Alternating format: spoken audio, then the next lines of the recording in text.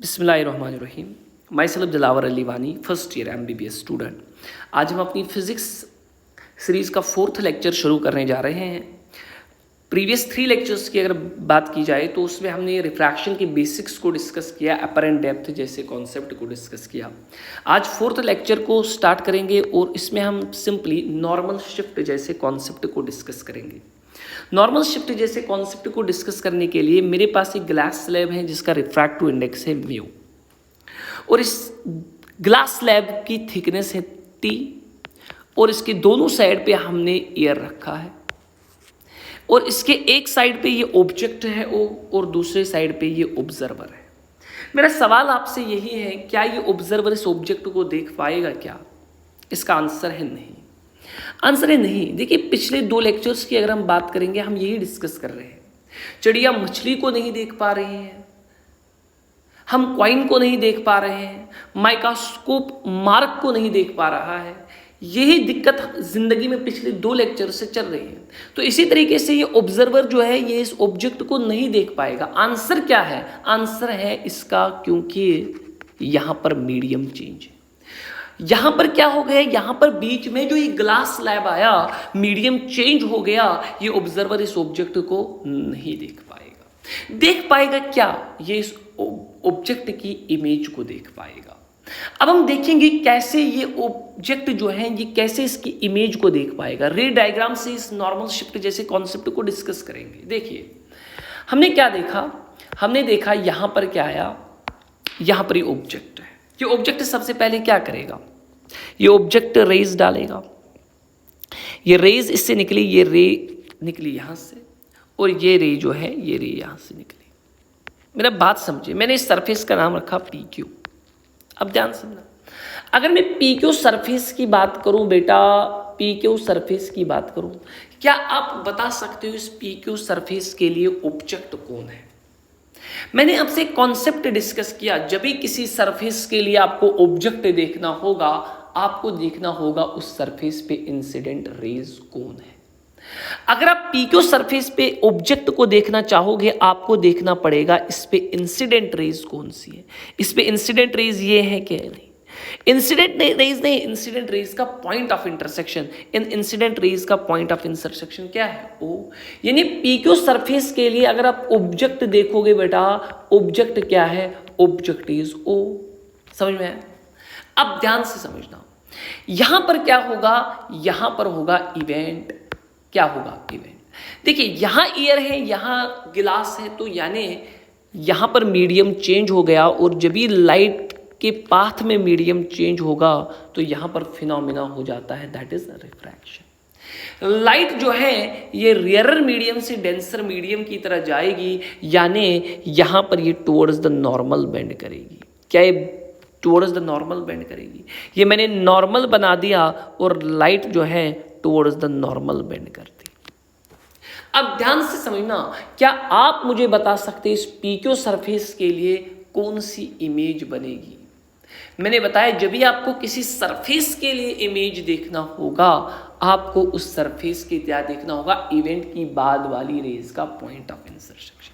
यहां पर इवेंट की बाद वाली रेज कौन सी है? ये ग्रीन वाली है कि नहीं है? ये ग्रीन वाली रेज है कि नहीं? इनका पॉइंट ऑफ इंटरसेक्शन देखना होगा। पॉइंट ऑफ इंटरसेक्शन इनका कहां पर होगा? यहां पर। इनका पॉइंट ऑफ इंटरसेक्शन यहां पर, यानी I1 जो है ये इसके लिए इमेज। डिस्कस समझिए, मैंने क्या नॉर्मल शिफ्ट जैसे कॉन्सेप्ट को डिस्कस करना है। मैंने बताया PQ सरफेस के लिए ऑब्जेक्ट कौन है? इंसिडेंट रेज ये वेलो वाली थी, इनका पॉइंट ऑफ इंटरसेक्शन O था, यानी इनके लिए ऑब्जेक्ट O है। मैंने बताया इस PQ सरफेस से कौन सी इमेज बनाई? आपने बताया इवेंट के बाद वाली रेज का पॉइंट ऑफ इंटरसेक्शन। देखिए, मैंने देखा वो कहां पर आया? I1 पे आया। अब मेरी बात समझना, अब ये क्या आ गई? रेज आ गई, यहां पहुंच गई। मैंने इस RS इस सरफेस का नाम रखा, RS सरफेस। क्या आप मुझे बता सकते हैं RS सरफेस के लिए कौन ऑब्जेक्ट? RS सरफेस के लिए कौन ऑब्जेक्ट है? आपका आंसर होना चाहिए जो इस पे इंसिडेंट रेज है उनका पॉइंट ऑफ इंटरसेक्शन। इस आर सरफेस पे इंसिडेंट रेज कौन है? ये कौन? ग्रीन वाली, ब्लू वाली है कि नहीं? हाँ। इनका पॉइंट ऑफ इंटरसेक्शन कौन है? I1, यानी आर सरफेस के लिए जो ऑब्जेक्ट है वो कौन सा है? I1। क्या ये समझ में आया? अब ध्यान से समझना, इसके लिए इमेज कैसे डिसाइड करेंगे? इसके लिए इमेज डिसाइड करेंगे इवेंट के बाद वाली रेज। अब इवेंट के बाद वाली रेज को देखना बेटा, क्या यहां पर मीडियम फिर चेंज होगा, फिर इवेंट है क्या? हाँ। फिर इवेंट है क्या? हाँ। अब ध्यान से समझना, लाइट कहां से जा रही है? डेंसर से रेयर, तो अवे फ्रॉम द नॉर्मल, तो ये अवे फ्रॉम द नॉर्मल, ये अवे फ्रॉम द नॉर्मल, ये अवे फ्रॉम द नॉर्मल। अब इमेज क्या है? इवेंट की बाद वाली रेज बेटा। इवेंट की बाद वाली रेज का पॉइंट ऑफ इंटरसेक्शन यानी रेड वाली रेज का पॉइंट ऑफ इंटरसेक्शन वो कहां पर है? यहां पर। यानी यहां पर बनाई इमेज I2, यहां पर इमेज बनी I2। क्या ये बात समझ में? अब मुझे ये बताइए कि इस ऑब्जर्वर कौन सी रेज को देखेगा? ऑब्जर्वर के आंख में कौन सी रेज आएगी? ऑब्जर्वर के आंख में कौन सी रेज आएगी? ऑब्जर्वर के आंख में रेड वाली रेज आएगी, रेड वाली। और मैंने पहले ही लेक्चर में ये बताया कि ये ऑब्जर्वर की आंख को ये सारी घटना जो इसके पीछे हो गई इसका मालूम ही नहीं होगा। इसको लगेगा कि ये रेड वाली रेज जो है यही जो इसको लगेगी कि जो ये रेड वाली रेज है यही ऑब्जेक्ट है, यही ऑब्जेक्ट है। यानी इसको ऑब्जेक्ट O जो है वो O नहीं दिखेगा बल्कि I2 दिखेगा। मैंने पहले ही बताया कि इस ऑब्जर्वर की आंख के पास ऐसी क्षमता ही नहीं कि इस सारी घटना को समझे जो इसके पहले हुई है। इसको बस ये लगेगा कि ये जो रेड वाली रेज है इनका सोर्स I2 है और यही ऑब्जेक्ट है। यानी इस ऑब्जर्वर को धोखा लग गया कि ये ऑब्जेक्ट O पे था लेकिन इसको लग गया I2 पे, और ये जो डिस्टेंस है इसको हमने नाम दिया क्या? Normal shift. इस डिस्टेंस को हमने नाम दिया नॉर्मल शिफ्ट। क्या बेटा आपको नॉर्मल शिफ्ट जैसा कॉन्सेप्ट समझ में आया? क्या नॉर्मल शिफ्ट जैसा कॉन्सेप्ट आपको समझ में आया? क्या हुआ नॉर्मल शिफ्ट में? ऑब्जेक्ट यहां था, पहली रिफ्रैक्शन यहां हुई, इसने इमेज I1 बनाई। उसके बाद ये जो I1 इमेज है ये इस दूसरी RS सरफेस के लिए ऑब्जेक्ट की तरह काम करी और इसका इमेज बना I2 पे, और यही I2 इस ऑब्जर्वर ने देखा और ऑब्जर्वर बिल्कुल किस में आ गया? बिल्कुल धोखे में आ गया। O वाला ऑब्जेक्ट इसको I2 पे देखा और ये जो इसमें ये शिफ्ट देखा इसने, इसी को हमने नाम दिया क्या? Normal shift. क्या ये नॉर्मल शिफ्ट जैसी बात आपने समझी क्या? हाँ। अब ध्यान से समझना मेरी बात। तो नेट में हमने क्या देखा? नेट में हमने यही देखा बेटा कि हमारे पास एक ग्लास स्लैब जो है, अगर हमारे पास एक ग्लास स्लैब है और इसकी थिकनेस हमारे पास T है और इसका रिफ्रैक्टिव इंडेक्स म्यू है, और अगर हम यहाँ पर इसका ऑब्जेक्ट O रखते हैं और ये ऑब्जर्वर दूसरे साइड पे और दोनों साइड पे एयर मीडियम होगा, तो क्या होगा? ये ऑब्जर्वर इस ऑब्जेक्ट को यहाँ नहीं देख पाता है बल्कि यहाँ देखता है, यहाँ देखता है। और ये जो डिस्टेंस हमने कही, ये डिस्टेंस को हमने नाम दिया नॉर्मल शिफ्ट का। और हमने इस नॉर्मल शिफ्ट की फॉर्मूला पहले ही डिस्कस की कि जो नॉर्मल शिफ्ट है पहले ही लिखी हुई है। नॉर्मल शिफ्ट दूसरे लेक्चर में हमने डिस्कस की थी कि normal shift is equal to T into 1 minus 1/μ। क्या ये उसी तरीके से नहीं है जैसे हमने किसको डिस्कस किया? बीकर को। हमने बताया कि ये बीकर है, इसमें पानी भरा हुआ है और इसके बेस पे कॉइन है। ये ऑब्जर्वर है, इस ऑब्जर्वर को कॉइन नहीं दिखेगी, कॉइन की इमेज दिखेगी। कितनी डिस्टेंस पे? डी एपरेंट कितना बताया था हमने? डी एपरेंट बताया था D/μ। और ये क्या बताया था? ये बताया था शिफ्ट कितना था? D into 1 minus 1/μ। क्या ये नॉर्मल शिफ्ट भी वैसा ही है कुछ? क्या यही फॉर्मूला है? बस D के बदले क्या लगाना है? T क्या है यहाँ पर? This is the thickness of slab. Thickness of slab. What is mu बेटा? म्यू क्या है बेटा? Mu is the refractive index of the slab. क्या ये बात समझ में आई? क्या नॉर्मल शिफ्ट जैसा कॉन्सेप्ट आपको, क्या नॉर्मल शिफ्ट के पीछे क्या विज्ञान है, क्या वो समझ में आया? क्या साइंस है नॉर्मल शिफ्ट के पीछे, क्या वो समझ में आई? क्या बात? यही है नॉर्मल शिफ्ट, ऐसा ही होता है। नॉर्मल शिफ्ट की रे डायग्राम सबसे ज्यादा इंपॉर्टेंट, इसको याद रखिए ये नॉर्मल शिफ्ट कैसे होता है। समझ में आया? हाँ। क्या आगे बढ़े? हाँ।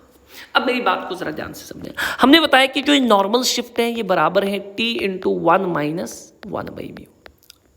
अब ध्यान से समझना, अगर आपको पता होगा mu is always greater than 1, अगर म्यू हमेशा ग्रेटर देन 1 है, क्या ये बात मुझे आप बता सकते हो कि 1 माइनस 1 बाई म्यू क्या होगा? अगर म्यू ग्रेटर देन 1 है तो 1 बाई म्यू क्या होगा? Less than 1। 1 minus less than 1 is positive, और थिकनेस को पॉजिटिव से मल्टीप्लाई करेंगे हमेशा पॉजिटिव आएगा। क्या आएगा? पॉजिटिव। देखिए, हमने देखा कि ये जो नॉर्मल शिफ्ट है ये हमेशा पॉजिटिव आता है।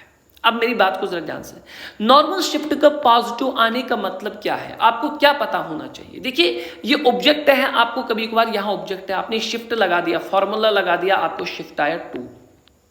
अब ये शिफ्ट यहां भी हो सकता है, अब ये शिफ्ट यहां भी हो सकता है, शिफ्ट यहां भी हो सकता है। आपका आंसर है 2 सेंटीमीटर फॉर एग्जाम्पल, तो ये शिफ्ट यहां भी हो सकता है, टुवर्ड्स भी हो सकता है और आगे भी। अब अगर ये पॉजिटिव आया, अगर ये शिफ्ट पॉजिटिव आया, इसका मतलब है शिफ्ट जो होगा, shift takes place in the direction of light, in the direction of light. अगर कभी भी आपका नॉर्मल शिफ्ट पॉजिटिव आया, उसका मतलब है ये शिफ्ट जो आया ये इन द डायरेक्शन ऑफ लाइट आया, क्योंकि ये ऑब्जेक्ट जो देखिए, ये ऑब्जेक्ट लाइट रे यहां से यूं देगा, तो यानी इसका मतलब जो शिफ्ट है ये इन the direction of the light energy आया। अगर ये शिफ्ट कैसा आया? पॉजिटिव। आगे जाकर आप देखोगे शिफ्ट कभी कभार नेगेटिव भी आता है, उसका मतलब यही है shift in the direction opposite to the light, उस डायरेक्शन में है जो अपोजिट टू द लाइट आएगी। क्या ये बात समझ में आई? हाँ। देखिए, अब बेहतरीन सवाल करिए। देखिए, अब मैं आपको एक बेहतरीन सवाल कराऊंगा जिससे नॉर्मल शिफ्ट का कॉन्सेप्ट बिल्कुल आपके दिमाग में जाएगा। देखिए कॉन्सेप्ट क्या है। क्वेश्चन है, find the position of final image.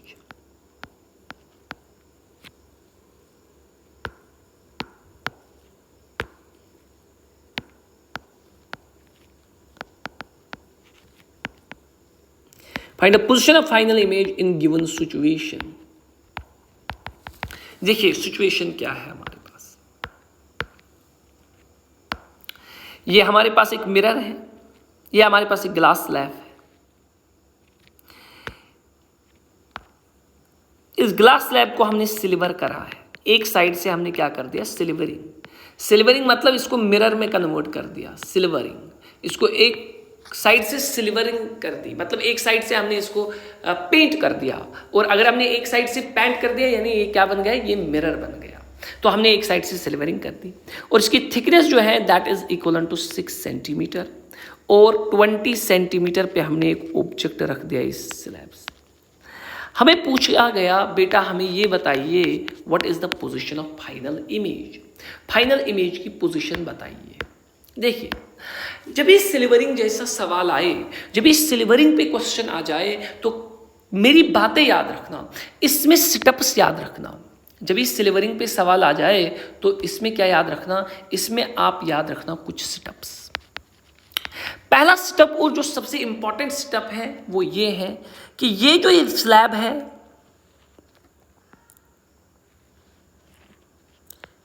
इसको अलग कर लीजिए इस मिरर से, स्लैब और मिरर को अलग कर लीजिए।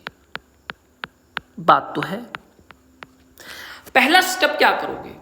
पहला स्टेप यही है कि स्लैब को मिरर से मैंने अलग कर दिया, ये स्लैब बना, ये मिरर बना, और इसका रिफ्रैक्टिव इंडेक्स कितना है? 3/2। अब ध्यान से समझना, यहां पर क्या था? 20 सेंटीमीटर पे ऑब्जेक्ट था, और ये 6 सेंटीमीटर थिकनेस थी। ये पहला स्टेप। दूसरा स्टेप ये अपने मन से ये स्टेप कर लीजिए, अपने आप से ये सवाल पूछिए कि मिरर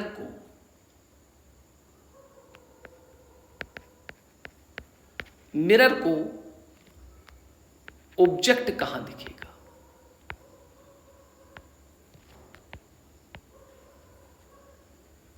मिरर को ऑब्जेक्ट कहां दिखेगा बेटा? अपने मन से ये सवाल पूछिए कि मिरर को ऑब्जेक्ट कहां दिखेगा। ये जो मिरर है इसको ये ऑब्जेक्ट कहां दिखेगा?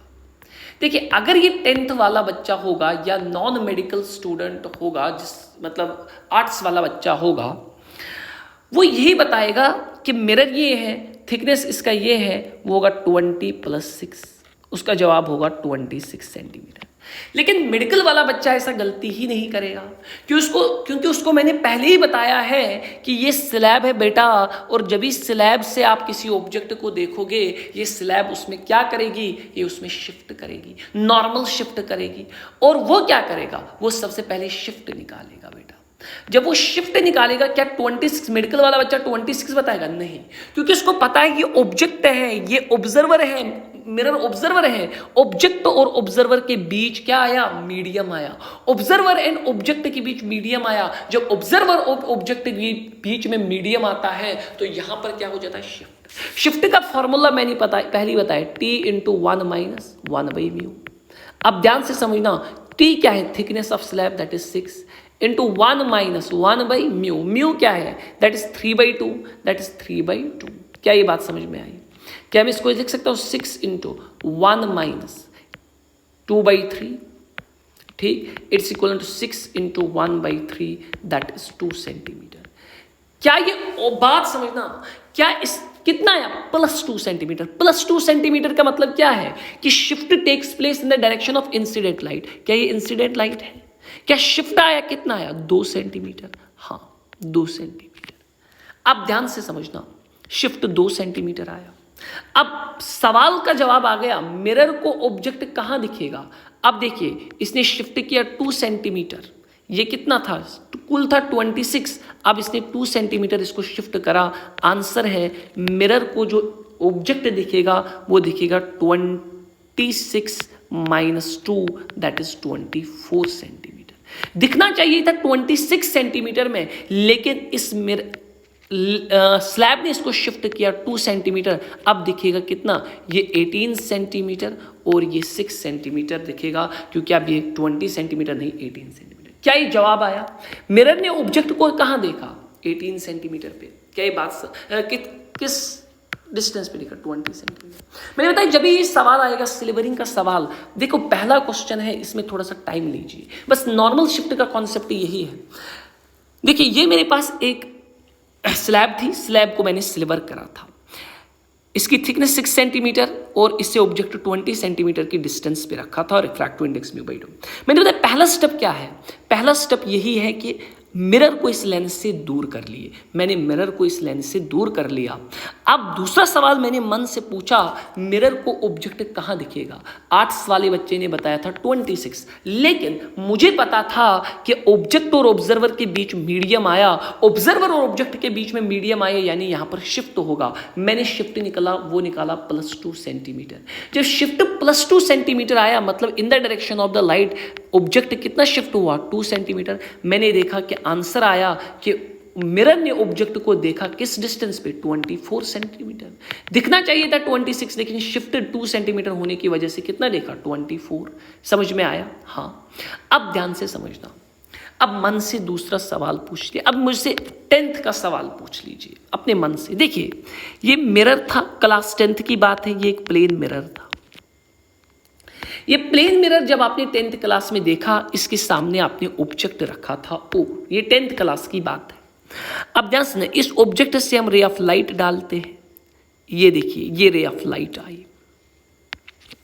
अब क्या होता था? इसके बाद हो जाता था इवेंट। इसके बाद होगा इवेंट। इवेंट क्या होगा? इवेंट होगा ये रेज ऑफ लाइट टकराएगी प्लेन मिरर से, यानी रिफ्लेक्शन की प्रोसेस। और जब रेज ऑफ लाइट इससे टकराएगी, ये होगी रिफ्लेक्ट, ये हो गई रिफ्लेक्ट और ये हो गई रिफ्लेक्ट। अब बात समझना। अब मुझे बताइए, इस प्लेन मिरर की इमेज को कौन डिसाइड करेगा? ऑब्जेक्ट ये है, इमेज कौन डिसाइड करेगा? इमेज करेगा ये रिफ्रैक्टेड रेज का पॉइंट, रिफ्लेक्टेड रेज का पॉइंट ऑफ इंटरसेक्शन। इनका पॉइंट ऑफ इंटरसेक्शन बताइए। ये है पॉइंट ऑफ इंटरसेक्शन। क्या बेटा? हाँ, दिस इज द इमेज। यानी प्लेन मिरर को जब हम ऑब्जेक्ट आगे रखते हैं ये इमेज पीछे बनाता है, और ये जो ऑब्जेक्ट की दूरी होती है, ऑब्जेक्ट डिस्टेंस होती है, ये इमेज डिस्टेंस के बराबर होती है। क्या ये बात आपने 10th क्लास में सीखी है क्या? हाँ। और ये इमेज कौन बनाता है? इन रिफ्रैक्टेड रेज का पॉइंट ऑफ इंटरसेक्शन, और ऑब्जेक्ट डिस्टेंस इमेज डिस्टेंस के बराबर है। अब मेरी बात समझना, अब ध्यान सुना, ये 24 सेंटीमीटर पे बना क्या? इसको 24 सेंटीमीटर पे ऑब्जेक्ट दिखा कि नहीं? अब ये जो ये मिरर है ये इमेज किस डिस्टेंस पे बनाएगा? किस डिस्टेंस पे बनाएगा? 24। ये यहां बनाएगा 24 सेंटीमीटर पे क्या? इमेज। कौन बनाएगा? मिरर।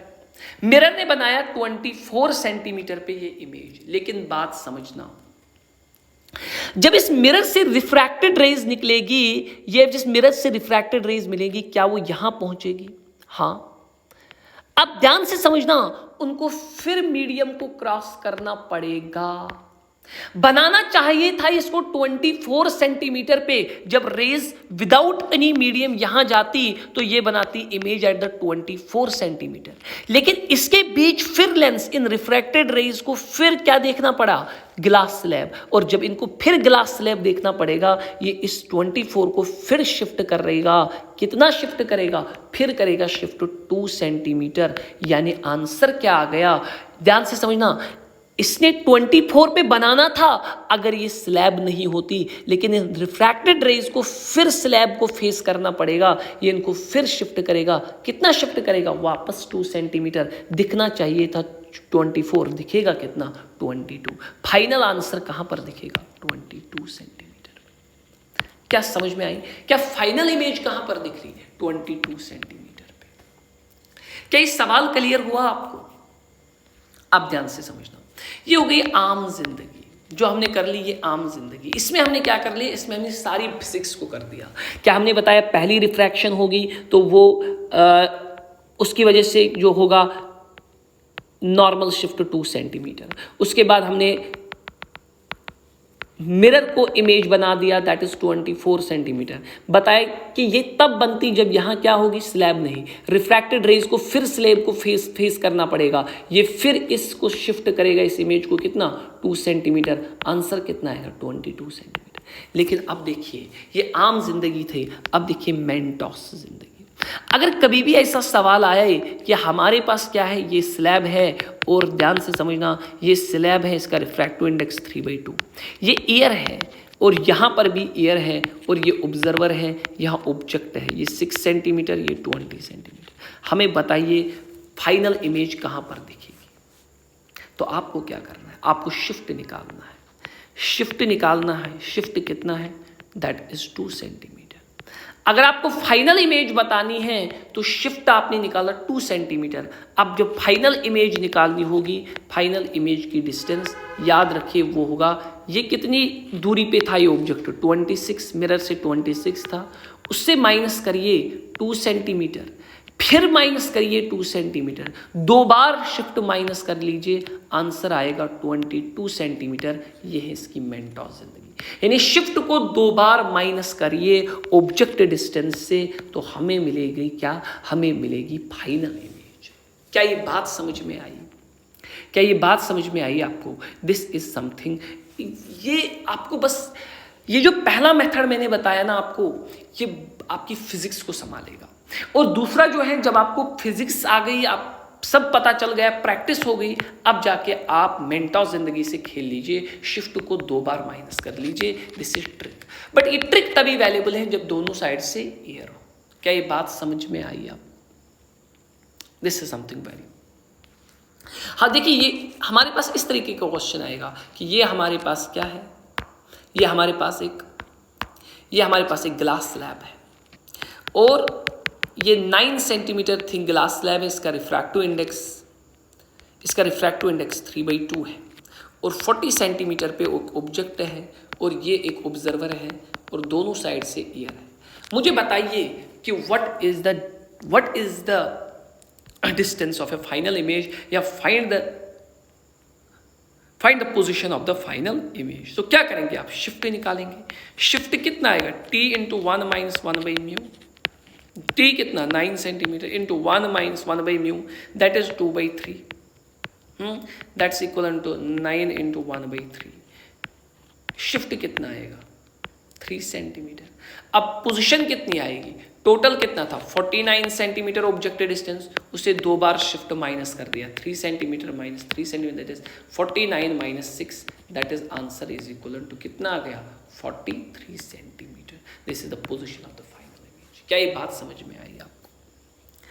अब देखना this was the concept of the normal shift. क्या नॉर्मल शिफ्ट जैसा कॉन्सेप्ट आपको क्लियर हुआ क्या कि नॉर्मल शिफ्ट कैसे होता है? उसके बाद हमने देखा formula of the normal shift क्या है। उसके बाद हमने देखा एक बहुत बढ़िया सवाल जो नॉर्मल शिफ्ट पे पूछा जा सकता है, ये हमने डिस्कस किया और उसके बाद इसकी ट्रिक भी। अब ध्यान से समझना, अब हम कॉन्सेप्ट डिस्कस करने वाले हैं। इस कॉन्सेप्ट का नाम है लेटरल शिफ्ट। अब हम कॉन्सेप्ट डिस्कस करने वाले हैं लेटरल शिफ्ट का। देखिए, अगर आप लेटरल शिफ्ट जैसे कॉन्सेप्ट को डिस्कस करेंगे, आपको बस यूं देखना होगा। ये मेरे पास एक ग्लास स्लैब है, इसको ये मेरे पास एक नॉर्मल था, मैंने incident ray eight angle of आई डाली और इसका रिफ्रैक्टिव इंडेक्स म्यू है। अब ध्यान से समझना, ये रेयरर मीडियम एयर से डेंसर मीडियम की तरह जाती हैं, तो ये बेंड करेगी टुवर्ड्स द नॉर्मल और यहाँ पहुँचेगी, यहाँ फिर नॉर्मल अवे, यहाँ ये डेंसर मीडियम से रेयरर मीडियम तो अवे टू द नॉर्मल, और ये एंगल ऑफ इमर्जेंस, इसको मैंने एंगल ऑफ रिफ्रैक्शन कहा। ये अल्टरनेट अपोजिट एंगल्स, तो मैंने इसको भी आर माना। क्या ये बात सही है? अब ध्यान से समझना, याद रखें मैंने इस सरफेस को माना सरफेस 1, मैंने इस सरफेस को माना सरफेस 1 और इसको मैंने माना सरफेस 2। क्या ये बात समझ में आई? हाँ। अब दोनों सरफेस 1 पे पहले स्नेल्स लॉ को इस्तेमाल कर लीजिए। क्या आप लिख सकते हैं 1 into sine of i is equal to mu into sine of r, mu into sine of r. क्या आप ये बात समझ सकते हैं?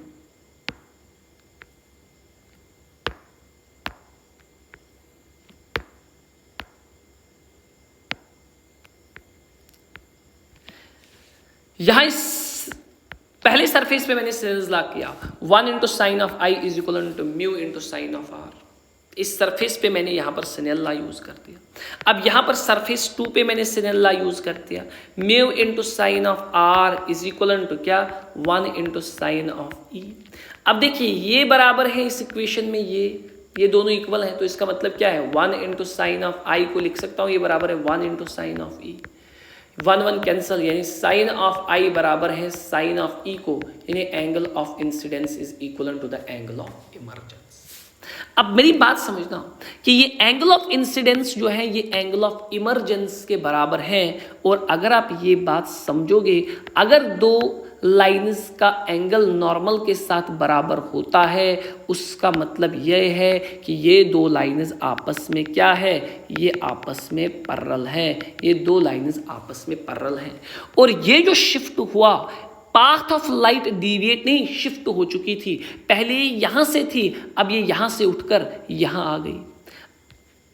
अब ये यहां पहले यहां थी, अब ये यहां से शिफ्ट होकर यहां आ गई, और जिसको हमने नाम दिया क्या, शिफ्ट। और कौन सा शिफ्ट, लेटरल शिफ्ट। और अगर आपको लेटरल शिफ्ट की फॉर्मूला याद होगी कि लेटरल शिफ्ट किसके बराबर होता है, ये होता है T. What is T? It is the thickness of the slab, T divided by cos of R, T divided by cos of R sin I minus R, T divided by cos of R sin I minus R, T divided by cos of R sin I minus R. This is the formula of the lateral shift.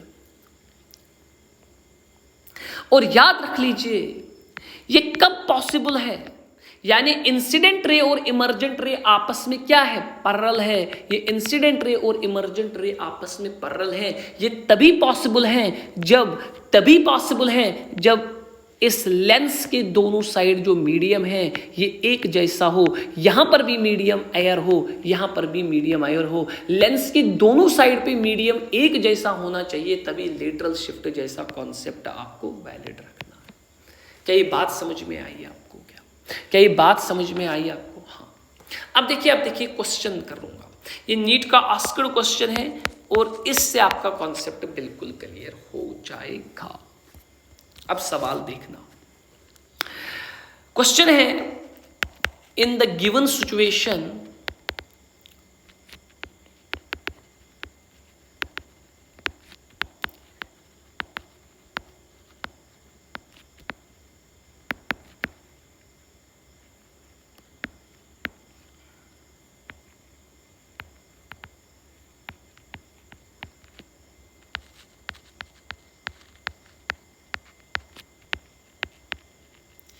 Question is, in the given situation, find out the time taken by the light to cross the slab.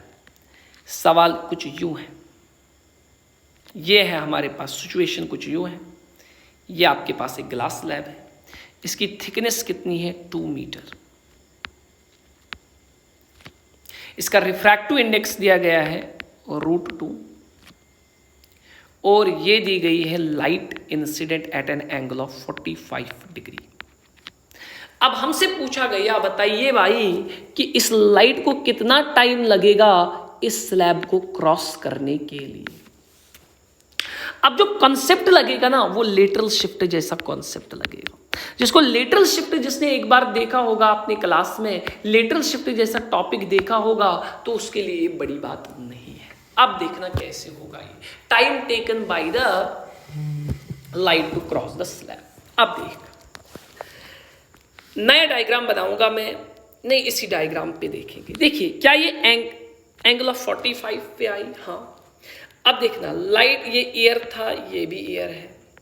अब आपको मैंने पहले ही बताया था, light rare से denser तो towards the normal पहुंचेगी यहां, और यहां पहुंचेगी अवे द नॉर्मल तो पहुंचेगी यहां। अब ये एंगल ऑफ रिफ्रैक्शन हो गया, और ये भी एंगल ऑफ रिफ्रैक्शन के बाद। क्या एंगल ऑफ रिफ्रैक्शन आपको आएगा निकालना? पहले ये एंगल ऑफ रिफ्रैक्शन निकाल लीजिए। देखिए पहले इस सवाल को अप्रोच करेंगे, इसके बाद सवाल तो आएगा, आंसर तो आएगा, लेकिन इस सवाल को पहले अप्रोच करेंगे। आपको क्या निकालना है? Time taken. अगर आपको देखना होगा, लाइट जो है, लाइट एक्सेलरेटेड मोशन में नहीं चलती। लाइट की मोशन यूनिफॉर्म मोशन होती है, और उसकी स्पीड कितनी होती है? स्पीड होती है 3 × 10⁸ c होती है। अगर इसकी एक्सेलरेशन नहीं होती है तो हम सिंपल फॉर्मूला यूज कर सकते हैं, time is equal to distance divide by velocity. अब वेलोसिटी हमको पता है बेटा, वेलोसिटी c है, लेकिन निकालनी क्या है? डिस्टेंस। यानी इस सवाल में जो है हमें बस ये निकालनी है कि इसने कितनी डिस्टेंस कवर की। अगर हमें डिस्टेंस निकल गई, क्या ये टाइम खुद निकलेगा? क्या ये सवाल सॉल्व होगा? अब मैं इस डिस्टेंस को निकालूंगा। देखिए अगर मैं ये देखूंगा, इस सिनेरियो को मैं यहां पर ड्रा करूंगा बेटा, क्या मेरे पास यूं है बात? जरा ध्यान से समझिएगा, ये है मेरे पास, क्या ये सिनेरियो है? क्या ये मुझे निकालना है? ये 2 मीटर है और ये एंगल ऑफ r है। क्या ये बात है? बिल्कुल। मुझे ये डिस्टेंस निकालनी है क्योंकि यही लाइट ने ट्रैवल की है। अगर मुझे 2 सेंटीमीटर ये पता, अगर एंगल ऑफ r पता चला, क्या मैं इस डिस्टेंस को निकाल सकता हूं ट्रिग्नोमेट्री के जरिए? हाँ, मैं इसको निकालने की कोशिश करूंगा। क्या सिनेल लॉ यूज कर पाऊंगा? 1 × sine of 45 degree is equal to √2 times sine of r। क्या ये बात समझ में आई? क्या मैं यूं लिख सकता हूं, sine of r is equal to sine of 45 degree divide by √2। Sine of 45 बराबर होता है 1/√2, इंटू कर लीजिए √2, ये हो गया 1/2। Sine of r is equal to 1/2। क्या हो गया? Sine of r is equal to 1/2, तो इसका मतलब साइन कितना हो गया? 30 डिग्री। क्या बात समझ में आया? हाँ। अगर ये एंगल 30 डिग्री आ गया, ये क्या ये राइट एंगल ट्रायंगल है? क्या राइट एंगल ट्रायंगल है क्या? हाँ, तो इसमें cos ऑफ 30 निकालिए जरा। cos ऑफ 30 क्या होगा? Base divide by hypotenuse. ये का एंगल ये 30 है तो बेस कौन होगी? 2 सेंटीमीटर। तो 2 सेंटीमीटर डिवाइड बाय हाइपोटेन्यूज जो हमें निकालना है h। cos 30 आपको पता ही होगा कितना होता है? √3/2। क्या ये बात समझ में आई? Is equal to 2 centimetre divide by hypotenuse. क्या हाइपोटेन्यूज बराबर होगा 4 डिवाइड बाई √3? क्या ये बात समझ में आई? क्या हाइपोटेन्यूज बराबर 4 डिवाइड बाई √3? हाँ। क्या अब टाइम पता चला? Time is equal to distance divide by velocity. Distance कितनी? 4 डिवाइड बाई √3। स्पीड कितनी? c। तो आंसर क्या है? 4 डिवाइड बाई √3c सेकेंड्स। क्या ये बात समझ में आई? क्या आपको इस सवाल मुश्किल लगा क्या? मुझे नहीं लग रहा है कि इसमें मुश्किल लगने की कोई बात है। तो इस तरीके से हमने इस सवाल को सॉल्व कर लिया। अब मेरी बात को जरा ध्यान से समझना। देखिए, एक बार जो इसका ऑस्कर क्वेश्चन था वो एक बार इस तरीके से भी एग्जाम में आया था। ये एक ग्लास स्लैब है, इसकी रिफ्रैक्टिव इंडेक्स म्यू है और ये एक लाइट आई, ये लाइट आई। ये क्वेश्चन देखिए, बढ़िया क्वेश्चन है। ये लाइट आई। अब बताइए time taken to cross, time taken to cross the slab. अब देखिए, अब दिमाग चलना चाहिए यहां पर। अगर आप यहां पर देखोगे, ये जो इंसिडेंट रे है ये at the angle of 90 degree है। कितना है? At the angle of 90। और एट द एंगल ऑफ 90 पे है। अगर एंगल ऑफ इंसिडेंस 90 डिग्री होता है तो एंगल ऑफ रिफ्रैक्शन कितना होता है? 0 डिग्री। क्या हमने देखा है क्या? हाँ, तो एंगल ऑफ रिफ्रैक्शन कितना होता है? 0 डिग्री होता है, क्योंकि ये रिफ्रैक्ट ही नहीं होती है। केस ऑफ नॉर्मल इंसिडेंस है, नॉर्मल इंसिडेंस।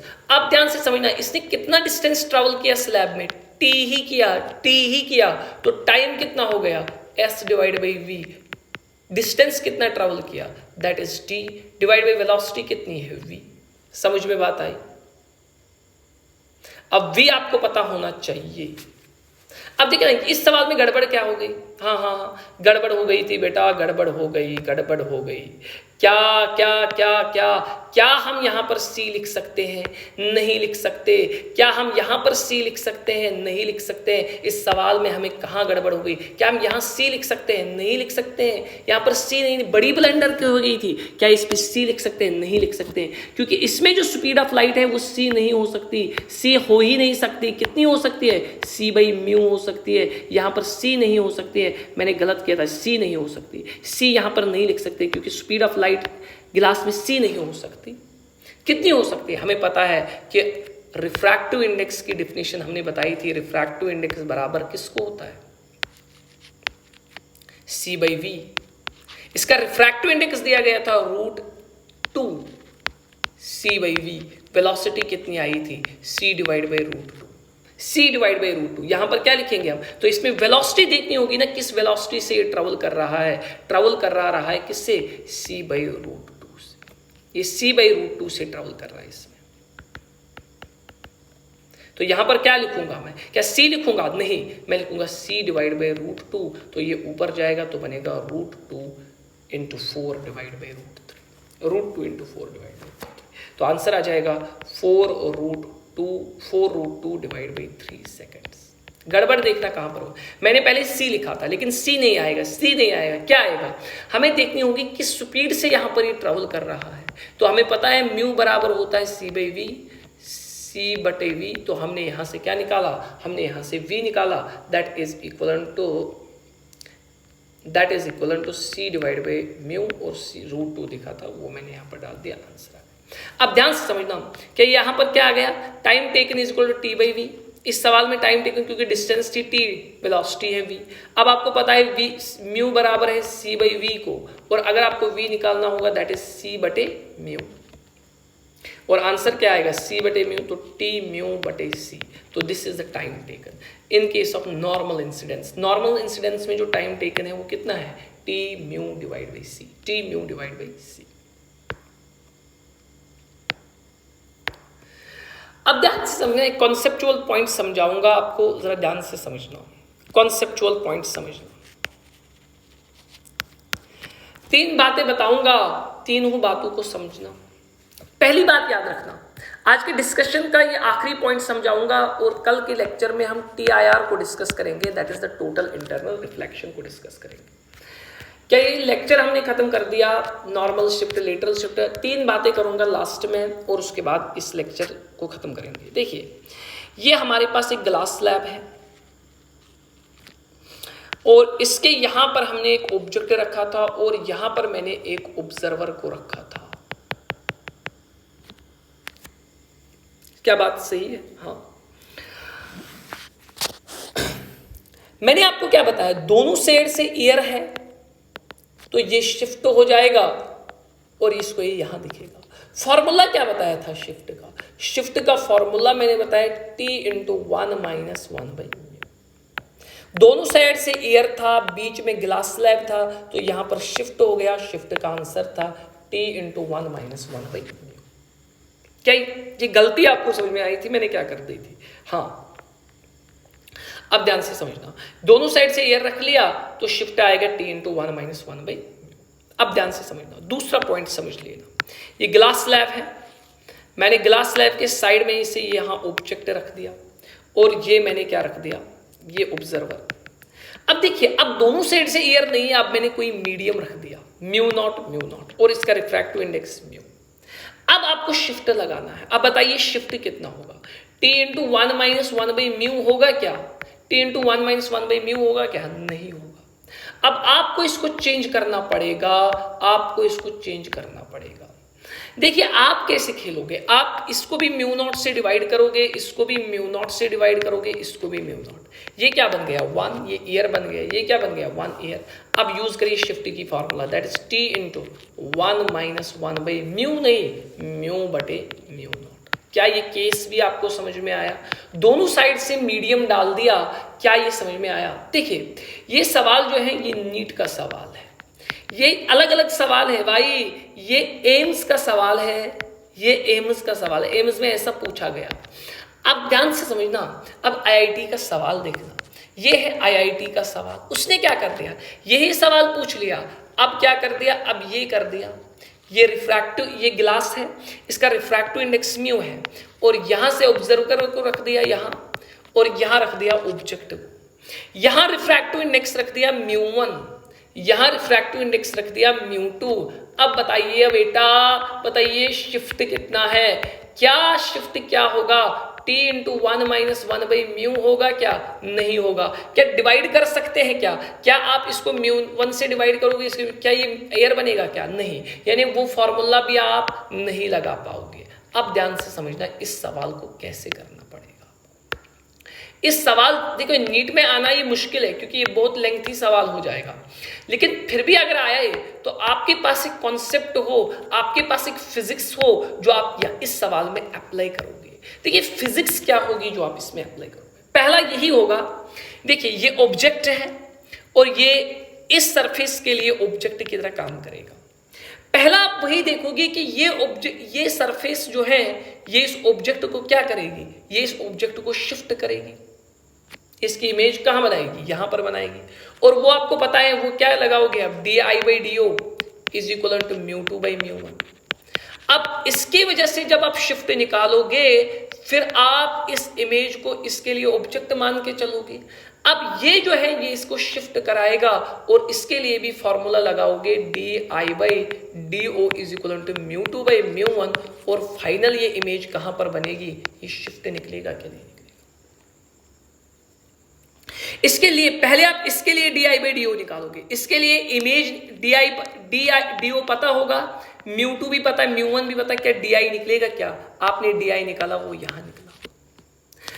अब ध्यान से समझना, अब इसके लिए ये इमेज मैंने पहले ही बताया, ये इमेज अब इस सरफेस के लिए ऑब्जेक्ट की तरह काम करेगा। अब इसके लिए ऑब्जेक्ट डिस्टेंस क्या होगी? ये सारी ऑब्जेक्ट की डिस्टेंस होगी, ये सारी ऑब्जेक्ट डिस्टेंस होगी।